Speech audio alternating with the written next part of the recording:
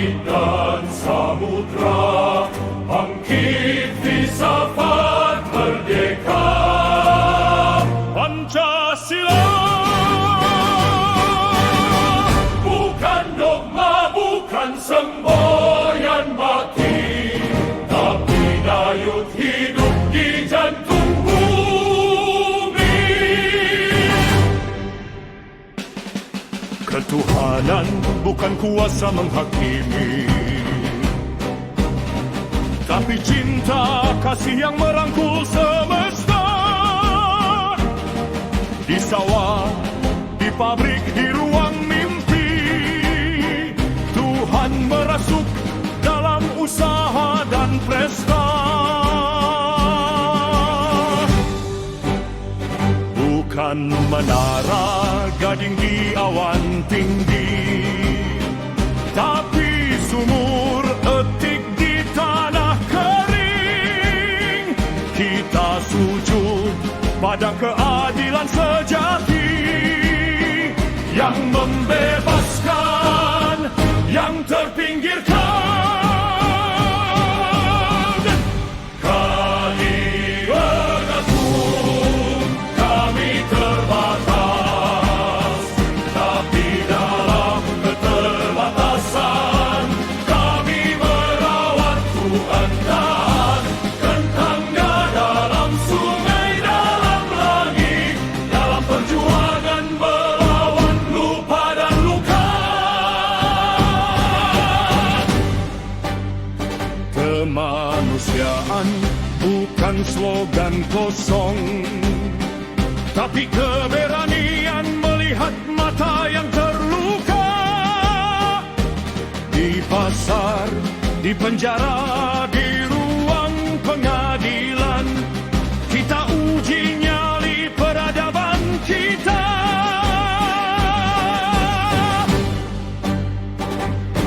Keadilan bukan anugerah penguasa, tapi hak asasi yang melekat sejak lahir. Peradaban diukur dari caranya memeluk yang terlemah, yang tersingkir. Kesatuan bukan penyeragaman paksa, tapi keberanian berbeda dalam ikatan. Seperti gamelan dengan 1000 nada, menjadi simfoni dari gesekan. Kita belajar dari karang dan ombak, dalam beda kita lahir kekuatan. Persatuan adalah janji terpakai di meja makan, di jalanan, di setiap pertempuran. Indonesia eksperimen manusiawi, laboratorium harapan di garis khatulistiwa. Di sini, di tanah ini kita uji, bisakah berbeda tetap bersaudara? Bisakah ribuan pulau menjadi tanah air? Jawabannya kita ciptakan setiap hari. Kegagalan bukan sekadar suara terbanyak, tapi kesabaran mendengar yang tersembunyi. Musyawarah, meditasi kolektif, tempat ego larut dalam kebijaksanaan. Kekuasaan bukan takhta permanen, tapi amanah yang selalu dipertanyakan. Demokrasi sejati, keberanian transparan, mengaku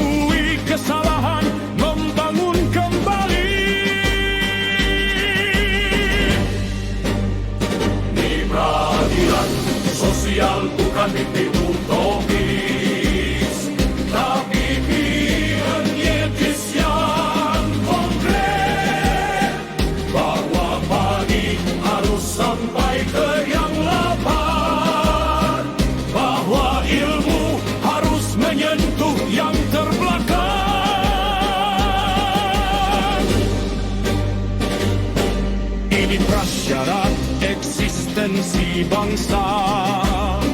Tak ada kebebasan dalam ketimpangan.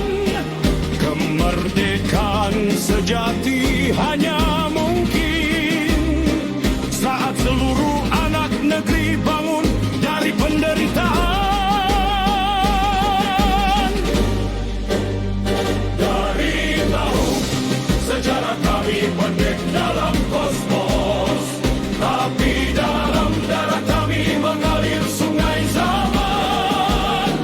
Perjuangan kami adalah episod dari armos universal, pemberontakan manusia mencari makna. Dari Bali sampai Bamako, dari Toraja sampai Tibet, denyut sama manusia mencari rumah. Indonesia adalah miniatur dunia. Tantangan global terasa di sini, di desa,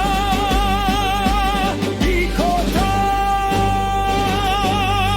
Maka dengan kesadaran penuh akan kompleksitas, dengan keberanian memeluk paradoks, kita terima warisan ini bukan sebagai beban, tapi sebagai proyek. Pancasila adalah pertanyaan hidup, bukan jawaban mati. Dia adalah